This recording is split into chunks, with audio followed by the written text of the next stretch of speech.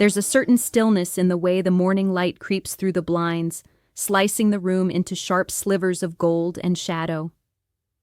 It's not peaceful, though. It's suffocating, like the air itself is holding its breath, waiting for something to break.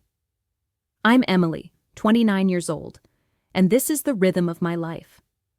A quiet that's louder than any scream. I've been married to Nathan for 5 years now, but if you asked me to describe the man I share this life with, I'd falter. He's not the person I fell in love with, or maybe I'm not the person who fell. Either way, we're strangers bound by a ring and a mortgage, living in a small suburban home where the walls seem to inch closer with every passing day.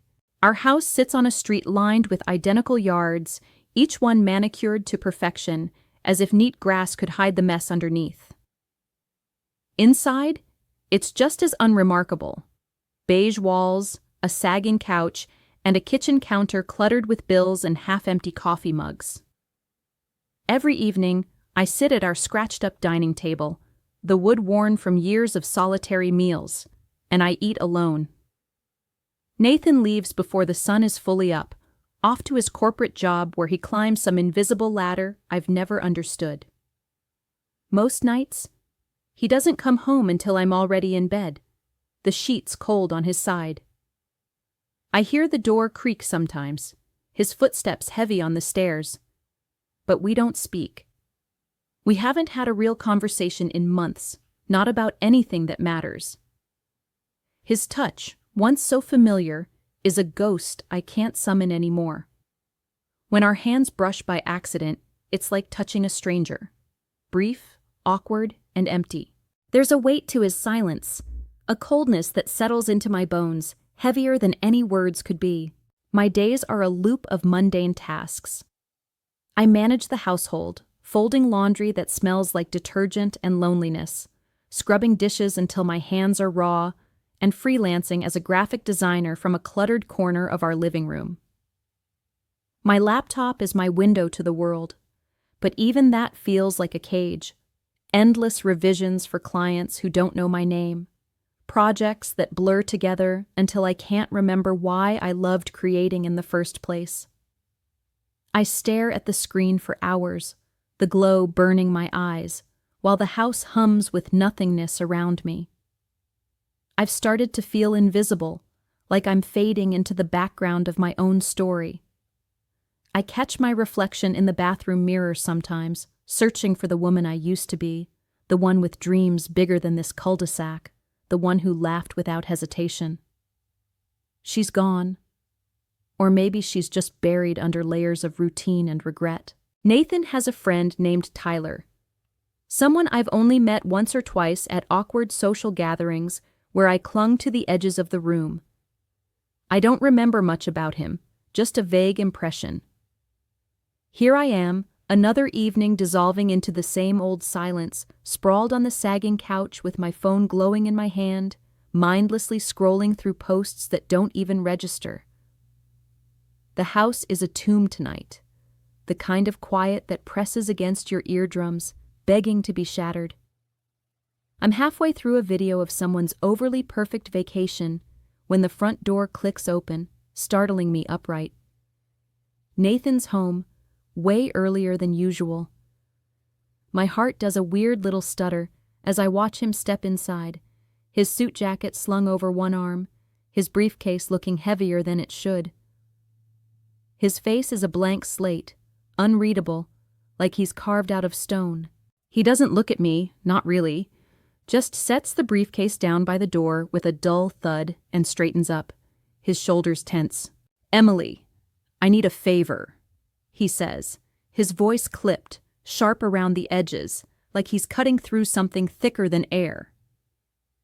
He's still not meeting my eyes, staring somewhere past my shoulder as he reaches into his jacket pocket and pulls out a small cardboard box, taped up tight with layers of packing tape, the kind that looks like it's hiding something fragile, or something it shouldn't. "Can you take this to Tyler for me? I'm swamped with work, and I can't get out there myself."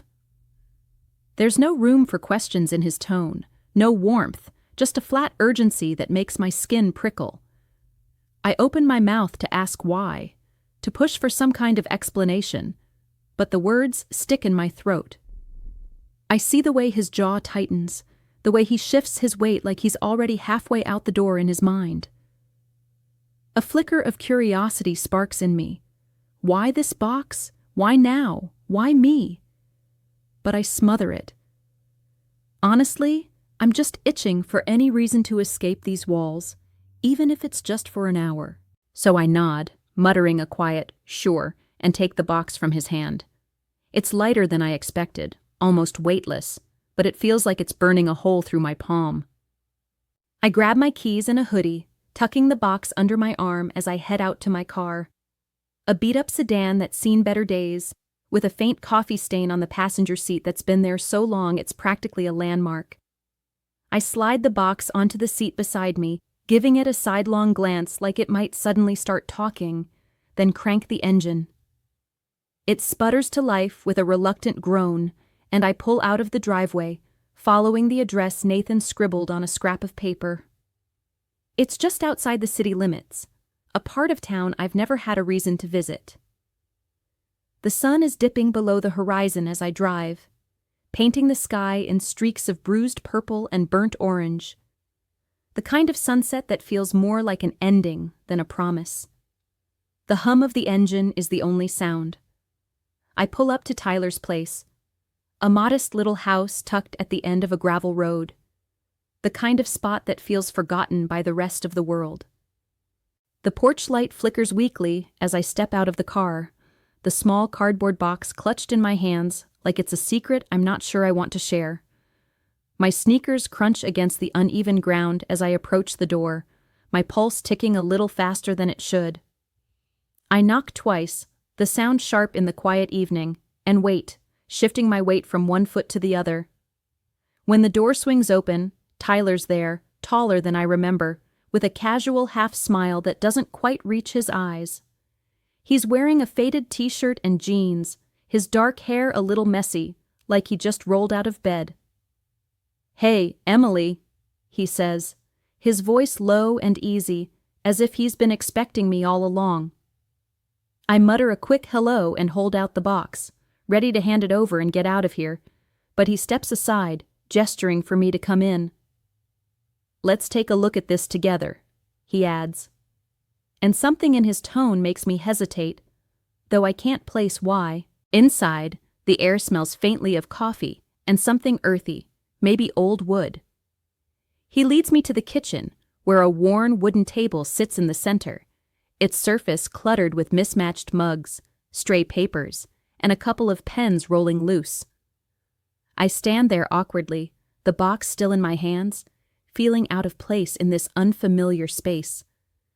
Tyler moves past me, brushing close enough that I catch the scent of his cologne, sharp and unexpected. He sets a small knife on the table to cut the tape, then glances at me with a look I can't read. "You gonna hold on to that all night?" he asks, a teasing edge to his words. I force a small laugh, setting the box down, my fingers lingering on the cardboard for a moment longer than necessary. He steps closer to start opening it, and I'm suddenly hyper-aware of how small the space between us is. Then, as he steadies the box with one hand, his other hand grazes my arm, a light touch under the pretense of balance. It's brief, but deliberate, and my breath catches in my throat. The warmth of his fingers seeps through my sleeve, and I don't pull away. Not right away. I know I should, but there's a part of me, buried deep, that's been starving for any kind of contact, any spark to break through the numbness. My mind is a mess, a tangle of guilt and confusion, but my body doesn't seem to care. I'm frozen, caught in the tension of the moment, as Tyler's gaze flickers to mine, searching, testing.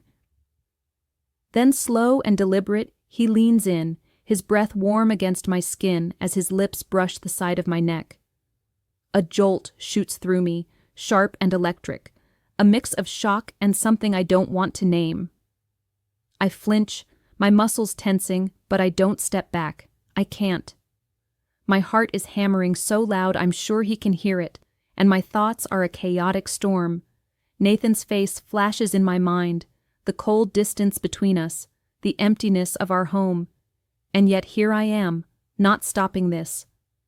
The guilt is a knife in my chest, but there's a forbidden thrill too, a rush I haven't felt in years, and my body betrays me, leaning into the sensation despite every warning screaming in my head. It escalates so fast I can barely process it. One moment, his lips are on my neck. The next, I'm pressed against the edge of the kitchen table, the cold, hard wood digging into my lower back. The world narrows to raw, desperate sensation. The creak of the table under our weight. The sound of our hurried breaths mingling in the still air. The way his hands grip my waist with a hunger that mirrors something inside me I've tried to bury. I lose myself in it. In the heat and the urgency. In the weight of everything that's been missing from my life for so long. But then, as my eyes dart around in a fleeting moment of clarity, I catch something that stops my heart cold. A tiny red light blinking in the corner of the room, barely noticeable, tucked near a shelf. A camera. My stomach drops like I've been pushed off a cliff, the heat in my veins turning to ice. I shove Tyler away, my breath ragged, my mind scrambling to make sense of it. He steps back, wiping his mouth with the back of his hand, his expression shifting to something I can't decipher. Amusement, maybe, or indifference. "What's wrong?" he asks, his tone so casual it makes my skin crawl, as if he doesn't see the betrayal burning in my eyes, as if he doesn't know about the camera I'm now certain he set up. I don't answer. I can't. My hands are trembling as I fumble to pull my clothes back on, my fingers clumsy and uncooperative, the fabric sticking to my sweat-damp skin. I keep my head down, avoiding his gaze, feeling the weight of his stare like a physical thing, heavy and unapologetic. He doesn't say anything more, doesn't offer an excuse or a sorry, just leans against the counter with a shrug, like this is all some game I've overreacted to. The silence in the kitchen is suffocating, broken only by the rustle of my hurried movements and the pounding of my own heartbeat in my ears. I grab my keys from the table, nearly knocking over a mug in my rush, and stumble toward the door without looking back. I can't bear to see that red light again. Can't bear to think about what it means, who might be watching, or why. Stepping outside, the cool night air hits me like a slap, sharp and biting against my flushed cheeks. It snaps me out of the haze, but only for a moment, because as I make my way to my car, my legs feel like they're made of lead, each step heavier than the last. I slide into the driver's seat, slamming the door behind me with more force than I mean to, and sit there for a second, staring at the steering wheel, my hands shaking so badly I can barely grip it. The engine sputters to life, and I pull out onto the gravel road, the tires crunching beneath me, the sound grating on my already frayed nerves.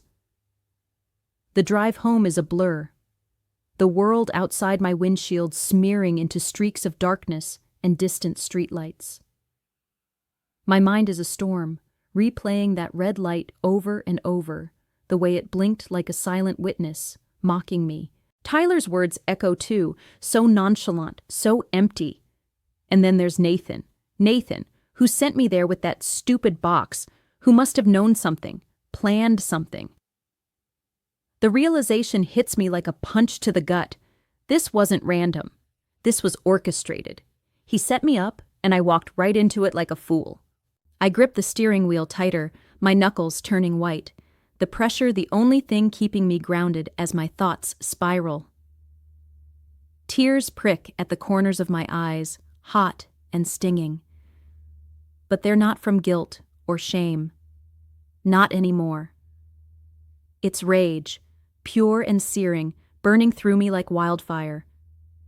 I've been manipulated, played like a pawn in some twisted game I don't even understand. What was Nathan's goal? To humiliate me? To control me? Or is there something darker at play, something I can't even fathom yet? Every possibility churns in my mind, each one worse than the last, and I can't stop the questions from piling up. Did he want proof of something? Was he testing me? Or punishing me for the distance between us? Or was this just a way to break me completely, to strip away whatever's left of who I am? The familiar outline of our street comes into view, and I pull into the driveway, the house looming ahead of me like a silent judge. It looks so normal, so deceptively calm, with the soft glow of the living room lights seeping through the curtains, casting a warm hue that feels like a lie against the chaos raging inside me. I cut the engine, the sudden silence pressing in, and just sit there for a moment, my hands still gripping the steering wheel as if letting go means losing the last shred of control I have. My chest is tight, my breath shallow, and every nerve in my body feels raw, exposed. I don't want to go inside. I don't want to face Nathan, to see the man who orchestrated this betrayal, who sent me into a trap without a second thought. But I can't stay out here forever, hiding in the dark of my car like a coward. So I force myself to move, grabbing my keys with trembling fingers, stepping out into the cool night air that bites at my skin as I trudge toward the front door. The house is quiet when I step inside, the kind of quiet that feels deliberate, like it's waiting to swallow me whole. I kick off my shoes by the door, the small thud echoing in the stillness, and glance around.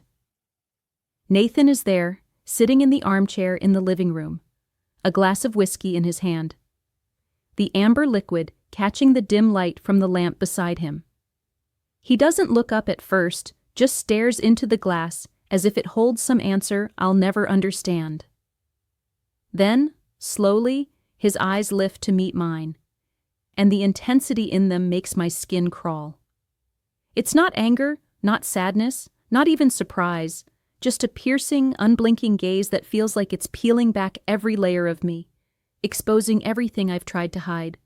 I stand there, frozen in the doorway, my heart pounding so hard I'm sure he can hear it, waiting for him to say something, anything about what happened at Tyler's. I brace myself for questions, for accusations, for some acknowledgement of the camera, of the box, of the betrayal I'm certain he planned. But he doesn't ask a single thing. Not about Tyler, not about what I did, not about where I've been or why I look like I've been through a war. He just watches me, his expression unreadable, his silence heavier than any words could be. Then, in a low, measured voice that cuts through the air like a blade, he speaks. "Now it's your turn. Bring someone home yourself." The words hang there, suspended between us, each syllable dripping with a weight I can't fully grasp. My breath catches, my mind stuttering as I try to process what he's just said. Bring someone home? Myself? The implication slithers into my consciousness, cold and insidious, wrapping around my thoughts like a vice. This isn't just a reaction to what happened tonight. This isn't even just a betrayal. It's an invitation, a challenge to step into some dangerous, twisted game I didn't even know we were playing. My stomach churns, a nauseating mix of shock and disbelief swirling inside me as I stare at him, searching his face for any sign of jest, any hint that he doesn't mean it. But there's nothing. Just that same unrelenting stare, his eyes dark and unyielding, pinning me in place. I can't move. My feet feel rooted to the floor, my body betraying me once again as I stand there, caught in the suffocating tension of the moment. The air feels thicker now, charged with something I can't name, something that makes my skin prickle and my pulse race. Nathan lifts the glass to his lips, taking a slow sip of whiskey, the movement deliberate, almost casual, but his gaze never wavers. He's waiting for me to respond, to react, to give him something, anything, but I can't. My throat is dry, my tongue heavy, words refusing to form as my mind reels. Shock floods me first, raw and jagged at the sheer audacity of what he's suggesting. How can he sit there, so detached, so cold, and propose something like this after everything? Disgust follows, a bitter taste in my mouth as I think about the emptiness in his voice, the way he's turned whatever we had into a transaction, a power play. But then, to my horror, there's something else. A flicker of intrigue. A dark, unexpected pull that I can't ignore, no matter how much I want to. It's like a match struck in the depths of my mind, flickering to life, despite the storm of emotions threatening to drown it. I turn away from Nathan, unable to hold his gaze any longer, and mumble something incoherent about needing sleep. My voice sounds hollow, even to my own ears, as I shuffle past him, my bare feet dragging against the hardwood floor. The weight of his stare follows me up the stairs, a silent pressure that clings to my skin like damp cloth. But I don't look back. I can't. Not yet. That night, I lie in bed. The familiar creak of the mattress beneath me, a stark contrast to the chaos swirling in my head. Nathan is beside me. His presence a quiet intrusion even in sleep. His breathing is slow, even, unaffected, as if the world he's shattered tonight means nothing to him. I stare at the ceiling, the faint cracks in the plaster forming jagged patterns in the dim moonlight seeping through the blinds. My body is still, but my mind is a battlefield, replaying every moment of the day. The weight of that cardboard box in my hands, the heat of Tyler's touch, the cold betrayal of that blinking red light, and Nathan's words, sharp and deliberate, slicing through the silence. Now it's your turn. Bring someone home yourself. They loop in my thoughts, each repetition carving deeper into me, stirring something I didn't know was there. I should feel broken, shouldn't I? I should be drowning in shame or regret for what happened at Tyler's, for letting myself fall into that moment of weakness, for not seeing the trap until it was too late. But as I lie here, tracing the shadows on the ceiling, I realize I don't regret it. Not really? Not because of the act itself, not because of Tyler or the fleeting thrill of his hands on me, but because it woke something up inside me. Something raw, something hungry. For the first time in years, I felt alive, electric, even if it was laced with danger and deceit. I've been sleepwalking through this marriage, through this life, trapped in a cage of routine and silence, letting Nathan's coldness define me, letting myself become invisible. But tonight, something shifted. I'm not the passive woman I thought I was, the one who fades into the background, who accepts the scraps of attention or affection thrown her way. No, there's a fire in me now, a need for control, for agency, for something more than the suffocating beige walls of this house. I turn my head slightly, glancing at Nathan's sleeping form, his face relaxed in a way it never is when he's awake. He looks almost vulnerable like this, but I know better. His words from earlier echo again, and I dissect them, turning them over like a puzzle I'm determined to solve. He thinks this is a game, doesn't he? A twisted chess match where he's already planned his moves, where he's cast me as a pawn to be maneuvered, humiliated, or broken. But what he doesn't see, what he can't see, is that I'm done being played. I'm not just willing to step into this game of his, I want to win it. I want to flip the board, rewrite the rules, and watch the shock spread across his face when he realizes I'm not the predictable, docile piece he thought I was. The thought sends a shiver through me, not of fear, but of anticipation. It's a dark, thrilling kind of power, one I've never let myself touch before, but now that I've felt its edge, I can't turn away. My mind wanders further, drifting to the logistics of his challenge, to the idea of bringing someone into this fractured space we call a home. It's not about desire, not about repeating what happened with Tyler. It's about strategy, about striking back in a way that unsettles Nathan, that throws him off balance the way he's done to me. And as I lie there, the answer comes to me with a clarity that feels almost predestined. I know exactly who it will be. It's his closest ally, someone he never suspects. And I smile, knowing that this time, the game will be mine to win. Don't forget to subscribe, like, and comment if you enjoyed this story. This will help us create more engaging stories for you.